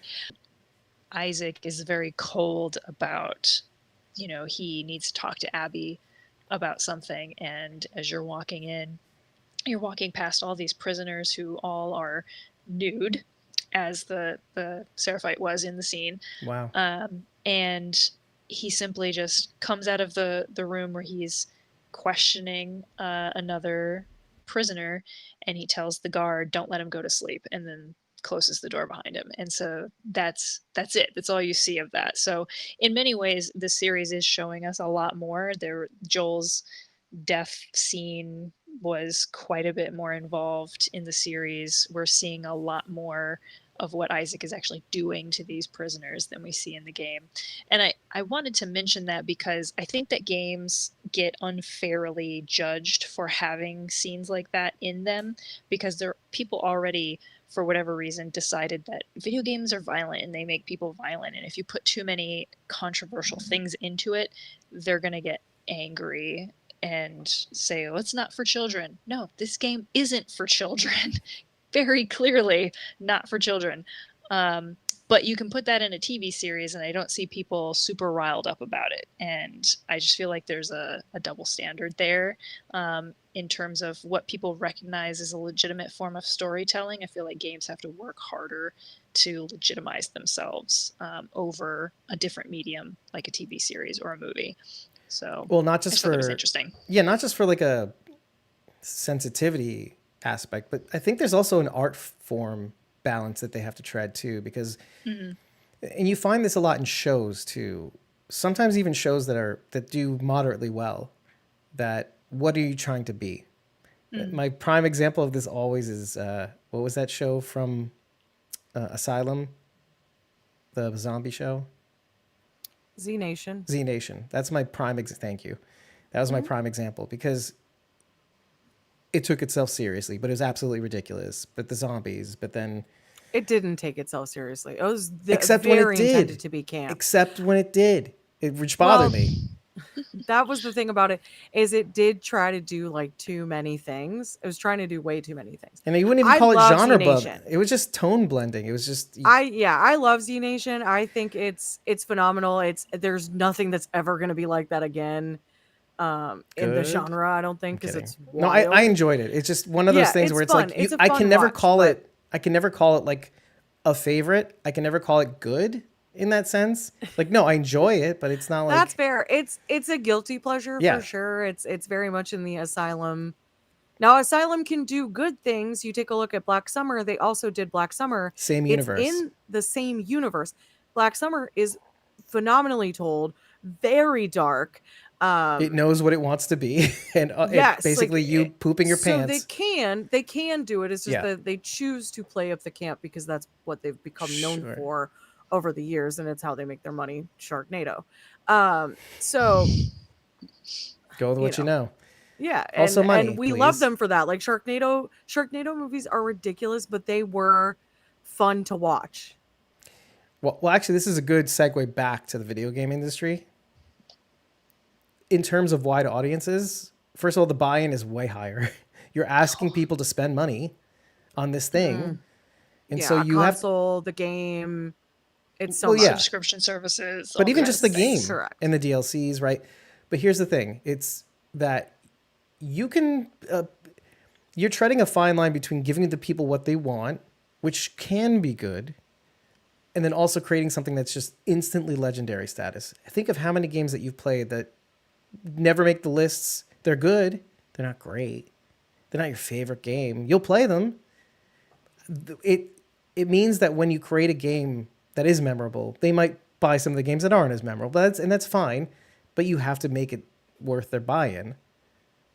So it's not just for sensitivity purposes. It's for, like you said the right word when you said legitimizing themselves, because who are we? What story are we trying to tell? I mean, think about it. With all the things that you mentioned about finding notes that give you a broader sense of the story without giving you all of that, that tells me everything I need to know. It doesn't have to be gory and bloody and whatnot. It can be if you play it that way, right? It is, right, everybody? yeah, it definitely can be.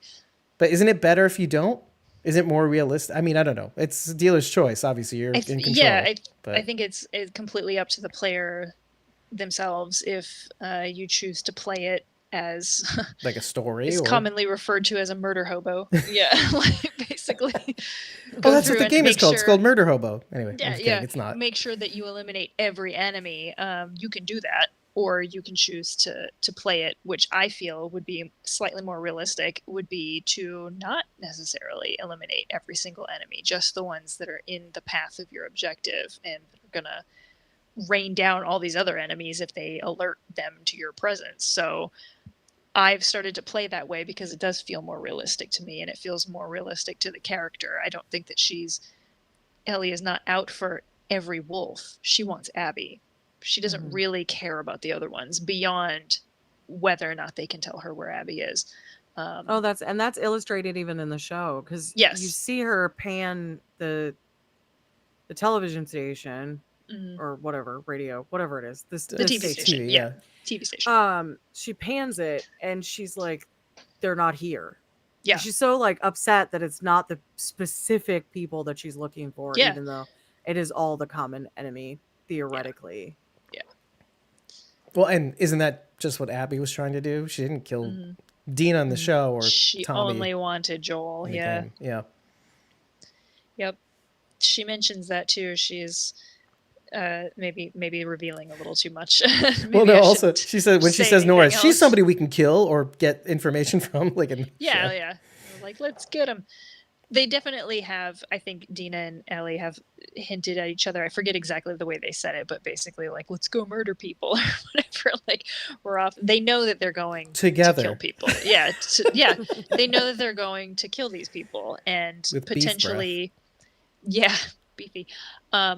She said, what if we encounter people? What if we encounter wolves who are not part of the group? And then Ellie doesn't say anything, and Dina's like, I agree. Basically, like, we're gonna kill them anyway. Like, that's the gist of it. And that's what you end up doing in the game. You don't have a lot of choice in some of those parts because you're fighting for your life. And sometimes you get spotted and like a whole bunch more wolves show up, and you just didn't, I wasn't trying to take out a whole platoon of people, but I guess that's what we're doing now because I got spotted. So, it happens. Yeah. I wonder though, because I mean, opening your eyes at the end of the scene to this whole battle thing going left and right, it is like the game. You do step into this thing that you didn't know was going to happen, even though you kind of get the read of the room of what's happening here. You see two factions going at each other. They meet the Seraphite bodies on the road. They find the Seraphite bodies on the road, and you get that impression, oh, they were slaughtered by, I guess it's WLF. Yeah. So I don't know. I wonder what that does to the story. I am really curious to see if they diverge at all, if they can manage to maintain the beats, or do like a massive redirect and then just come back to the beats in some fashion. That's what I've been noticing them doing, is like they haven't acknowledged something else that was acknowledged in the early part of the story with Abby's crew, and I'm curious to know if they're going to omit it because of the potential backlash of what happens to that person later, or if they're just going to reveal it for shock value later. And I'm not going to go too far into it because it would be spoilery, but Write it down on a piece of paper. But yeah, oh no, I don't have to write it down. It's pretty memorable. Like, she has a tattoo of it. No, that would be weird. But yeah. Judging so people? I'm curious to see, if they are going to diverge massively, because Dina going with Ellie on her mission to the hospital would be a huge divergence from the game, because she's simply not there in the game by yourself for that portion of the game. It's important that you're by yourself too, for reasons like not gameplay reasons either, story reasons. Nope. That was the other thing I was going to mention about us guiding Ellie versus Ellie guiding herself. Most of or the Dina story helping. Yes, yeah. Most of the story beats that happen in the game are not decisions that you can make.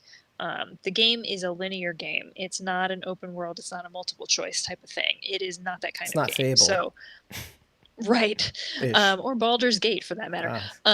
It's not, you don't get to make the choices for Ellie. Ellie's making the choices for herself. There's no evil meter, right? Right, exactly. There's no good evil. That would be a difficult thing, because I think everyone would fall in the gray area in this game. From Abby to Ellie to Tommy to Joel, everybody would be sort of in that gray area. So, but I think that's the point of the story, telling the story the way they do, to see there are multiple sides to every faction. We've seen the even family. Fedra is what was my point earlier. Yeah, there's a note that you can find that describes how many people Fedra let into the QZ, or the quarantine zone, in the early days, and those numbers slowly diminish until they hit 0, and the number of people that they're expelling goes from 0 to the hundreds. So you see this shift in priorities as the years go on, where they're accepting a lot of people and then slowly not anymore, and then now they're not only not accepting people, they're kicking people out. Right. So it's an interesting backstory that you can find just randomly, a note, and you can choose to read these notes or not. You could pick them up because they're just, there's a thing, pick it up, whatever it is, it's another note, whatever, I don't care. Or you can read into it, and you actually uncover some pretty interesting stories. There's one that I was kind of hoping we're going to see a little bit of, possibly with little flashbacks and things like that on day 2, where Ellie goes through a neighborhood called Hillcrest on her way to the hospital. So I'm curious to see if we'll see any notations of those characters that only exist in the notes. The story exists only in the notes that you can find, but it's such an interesting story about what happened to this neighborhood when the outbreak occurred and as the WLF rose to power. So I'm curious to know if we're going to see that, and I would love to see that.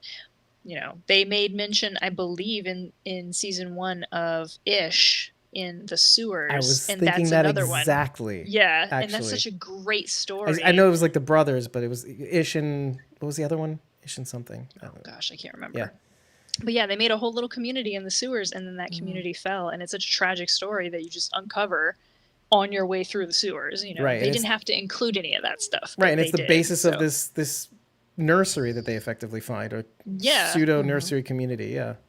yeah, Yeah, they did. I mean, I felt like they did a similar job in the first season of really just hitting the beats kind of along the way. They didn't hit every story beat. They still no, changed some of the way that it was told, but it eventually you got to the same end result yeah, ultimately. So the it's same but kind of, different. yeah, it's interesting to see it happening again now, knowing like, oh, okay, we're hitting some things, but I feel it's like different somehow. they're definitely changing a lot more in season 2, which and again, Mm. I'm impressed with how much they're able to change and how much the story is not changing at the same time. It's still the same story. It's just a little bit different. Well, It's delivered a little bit differently. and isn't that kind of like the tension? Is that how far they're threatening to change things and yet pulling Yeah. back, which Yeah. gives Well, you I a little think bit more for- buy-in as a game. Yeah, I was gonna say, I player. think for game players, that's probably nice to get a little bit of this. I would say you probably have a division of people who are very upset that they're changing anything about the game. Which I will never Because- understand that. We got a few perspective, comments. but about the Yeah. to Bridget yelling at the whoever's watching about like did you really think they'd recast Ellie? Yeah, a couple comments said yeah, we still Actually, like yes. her. She's just Okay, vanilla. I'll talk to you again. You're wrong. You're wrong, and you're still an idiot. Wow. I'm sorry, just- dude. I I don't feel like- understand. What's with the it. rainbows? It's like they're optimists. I'm an that was optimist very. today. That was very funny to me. Yeah, you I'm are. glad. Optimist. I'm A an couple more optimist. colors on there. I did love that they It was didn't know funny. that's what the rainbows meant. It was cute. That's cute. Yeah. Didn't that make you Like, think a they little bit represent too? both of you. Like, this is for you, and they have no knowledge of it. Yeah. Yeah. Like, But like that's the thing though. It's a world in which you can be. I mean, it's the Walking Dead universe, but here we are in the post-fungal apocalypse, and you can be whoever you want to be. And most people, It's the great Predominantly- equalizer. yeah, well, they're everybody's kind of like, yeah, we're all we have. So it would be weird if you did have a problem with it, like Seth Yeah. did initially. exactly. Well, he was probably too What's drunk. that about? His old. I mean, he's old, so there's that. And I think that's another thing I actually wanted to mention was bringing in the old world into the new world, and how you might notice that maybe most of the people who are doing the bad things. I mean, Abby's a special case. She was born. She was not born into the apocalypse. It was 20 years later. I'm trying to do the math. It's 5 years later. So Abby was 19. So she was born within the apocalypse. Yeah, 1 year in. Yeah, all these main characters have all been born in this world. They don't know what it's like outside Yeah, and it's not of about this environment. Yeah. and it's not about warring factions or anything. She just wanted satisfaction for her father's murder. And Ellie just wants to get well, and she'll kill a bunch of people along the way, but she just wants satisfaction for her father's murder. Yeah. But then you see all the warring factions like the Seraphites. There, some of them appear to be older at the very least. Maybe one of them was 5, like that Seraphite that Isaac Dixon. I keep wanting to call him William Dixon because of the Walking Dead Daryl Dixon, season 1. But yeah, I mean, you'll notice a lot of the people who are warring with each other, who have big problems, or worried about other factions coming to. Like Jackson was even worried about them coming back, which is not really possible. I don't know what that'll mean later on. Who knows? Season 3, who knows? But in particular, what I noticed was Isaac Dixon mentions the cycle of violence. He calls himself out about the cycle of violence because you trained your kids to shoot, because you shot them. So we trained our kids to shoot, so we shot them. It's like he doesn't get his own irony. He doesn't get the person that he's become is just like the person he was trying to defeat. And that's a thing from the old world.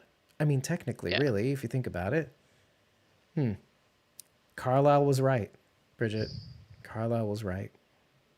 Can't all be Seths, Bridget. Otherwise, you get this. See? They heard you when we talked about the path. And they said, well, you want to be like Seth? Isaac Dixon from the WLF. What are you, babies? Grow up! Oh my Well, gosh. But do grow up. But also, don't grow up too fast, because then you'll have cyclical violence. How about that, Bridget? Well, I'm seeing a therapist again, so lay off. I think that's pretty much it. I don't have anything. Like I said, I don't have too many notes. The hand in hand thing was a big dig. I did want to mention the pride thing, which let me just hit on that before we go. I think I thought it was really interesting because, like you said, it's not a thing. The thing is being your. 'Cause this is why I liked when Dina said, well, her mom said was the thing that got her to second guess her orientation, her sexual orientation. And that is the old world having a hold on the new world. Yes. And of course, she lost her mother. She wants to. Don't we have that inside of us, for better or for worse, that we want to please our parents? It's biological, effectively, and that she is gone, and that she still wants to respect her mom's. But you mentioned a story about how Dina having to kill or stab somebody to help save her mother. I don't remember if that was in the show or not. I don't think it was. It's in the game. in the It was game. something I Right. told you about. Yeah. It's in just the lit game. me up a little bit. And if that's true in the show, technically, without saying it, well, then wouldn't it stand to reason that you want to kind of honor that person whom you love, who you saved, who you save each other, and she's long gone, but you kind of want to respect her Yeah. wishes when you're gone? And so I get Well, also, being too, stuck as- with that. As a kid too, like especially in that world where you don't see a lot of other people who are, openly gay or lesbian or bi or any of that stuff. The before You might world? not know. No, their current world, like Oh. in the apocalypse, because you remember they were like, well, I thought you would be with Kat because she's the other one, like the only other one, the only other Right. lesbian in the community. I So see. she's probably not getting exposed to the fact that there is a whole spectrum of sexuality that you could identify as. Because with the And her population mom, drawing down. and her mom is saying, nope, you like boys, that's what you like. And like, who else is she going to go to for this information? There's no libraries, there's no internet, there's no other gay people around to kind of show her that there is another option. You know what I mean? So of course she would hold on to that for much longer than necessary. I think I took away, though. I think both things can be true. Meaning, just my general sense about people knowing and people accepting that there are other people with different sexual orientations, and that being actually a norm. However, because of the population draw, if you turn that into percentages, and 330 million turned into 3,300. Right. all I across get the that United, too. Yeah. then what are the percentages of the people that you may find in that low of a population? I'm not saying 3,300 seems low, but maybe. So to your point, the acceptance is the thing, and that's the norm. The kids are like, whatever, I feel this about this. Who cares? But then it's always the old world reaching into this new world saying, no, ne pas toucher, mi amiga. I use two languages. I hate myself. What were you going for? I don't there? know. Ne pas toucher is French, and then mi amiga is my friend. I know. I know that one. But which is why it's weird that Seth kind of says what he says in the other episode. And I think it's like his old world brain coming to the new one. I don't know. But it goes hand in hand with the pride thing. I wanted to get to that part. Is why would that be a thing that they would know about? With the books, of course, for sure, and the culture, etc. But why would anybody need a pride thing for that if the world generally accepts it, even though the population's dwindled down to nothing, essentially? It's like, what is that all about? Oh, there was a world in which people felt like they needed to have pride? I thought that was kind of interesting. Like, There's an interesting scene in the first game. I really wish I would have been on season 1 of this. There's an interesting scene in the first game that you can find with Ellie and Joel. And Ellie asks him, she's looking at these advertisements downtown of like these supermodels. And she's like, why are the women so skinny in these posters, and he's like, well, that was like the standard ideal of beauty, and she's like, they look like they're starving, and and I think it was she's mentioned on basically the she show, doesn't. right? Yeah, and I know for sure she was reading the girl's journal, and she's like, is this all I had to worry about? What shirt matches what skirt? Like, you know what I mean? These little problems that are not problems. But yeah, she doesn't understand a lot of the old world, and there's another scene, without giving away too much, with Abby and her companion, where the companion is talking about like it's a mural, and they're like, it's cats, and she's like, yeah. She's like, they're dancing. Yeah, the old world was weird. Like, they don't understand the concept of dancing cats on a mural. Like, why would you paint that? I still Like, don't. right. And I'm from where Cats is from. Yeah, I don't really Was get it born. either. Like, what's the point of that? Especially if you read the lyrics to some of the songs. Weird. Not great. It's another time that still persists for some reason. But some people swear by cats. It's not the Cats podcast. This is I love Walking how Dead. when I said that, I just meant cats in general, like literal cats, not the musical. But I love that that's what you guys both took from that. But that's No, cool too. I Like, didn't. I did. meant dancing cats. I meant dancing Cats the actual cats, musical. Yeah. Oh my god. No. Why would really? I go there? I thought you both were like, Cats the musical. I was like, oh, I guess I I mean, can no, see where I that- also do not understand Cats the musical, but Well, wait, Yeah. what? So what were you guys thinking? Because this is So just based I on was like, thinking of dancing the actual cats. mural, which is on a coffee shop wall, which is just anthropomorphic cats dancing oh. randomly, like not from the musical, but I could see where you got the idea from. Is this because like I a did not furry? specify. No, but is it like a thing in our culture, real life? The dancing cats? I don't know. Generally speaking, We I don't- have- Well, I we mean, have don't cat- don't we Cats have a playing the famous keyboard. Don't we have Memes. famous paintings of dogs playing poker and Yes. stuff? yeah, that makes Exactly. perfect sense, Sharondy. Though But cats yeah, don't make any dogs sense. play poker cats are all the evil. time. We've established this in prior episodes. I don't know. Oh my gosh. And them dancing is an affront to all living things. That's what I want to say. Release the butthole cut. Those words together hurt. They hurt. I would like Mostly to the leave now. cats because of the word cut. Anyway, No, I just to bring it back to the point was that these kids, all of these characters, have been born into this world, and there's a lot of things about our world that they're just not going to understand without the influence of an older generation explaining it to them. So Joel would explain those things to Ellie. Curtis and Viper, he introduced her to those movies, and it would be interesting to me to like dive into that as an idea, because they're watching movies based on a time that they've never experienced. Is it similar to how if we watch a movie that's based in, the 1500s, we've never experienced that. It's not so alien to us, though, that we wouldn't be able to get it. I don't know if it would feel the same or if it would feel drastically different looking at a world that was so populated and busy, and you could take airplanes and have the internet and all that kind of stuff, and they're portraying these things in the movie and they have no frame of reference for that Right. in their world. yeah, less movies than cultural markers, right? Because you can explain some things in movies absent context via story. But like a Right. billboard where there's no Yeah. context, I get that. She doesn't understand the fact that supermodels were the ideal of beauty, and the other companion doesn't understand the whole concept of cats dancing. Like, it just makes no sense. See, to I didn't them get it. at all. Like, Where am I? No, I did want to bring up.